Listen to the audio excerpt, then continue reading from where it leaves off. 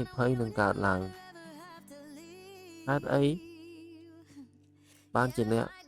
ខ្លះត្រូវដំឡើង antivirus កម្មវិធីសុវត្ថិភាពមួយចំនួនមានមុខងារបន្ថែមដូចជា scan កម្មវិធីពិនិត្យ link គួរសង្ស័យ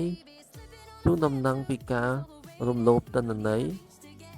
ស្វែងរកទូរស័ព្ទបាត់ VPN នៅលើ app ខ្លះដូច្នេះវាមិនមែនសម្រាប់សម្លាប់ virus តែមួយមុខទេវិធីការពារទូរស័ព្ទដោយមិនចាំបាច់ដំឡើង antivirus ទាញយកកម្មវិធី Google Play ឬ App Store ប៉ុណ្ណោះកុំចុច link មិនស្គាល់អាប់ដេតប្រព័ន្ធជាប្រចាំប្រើ PIN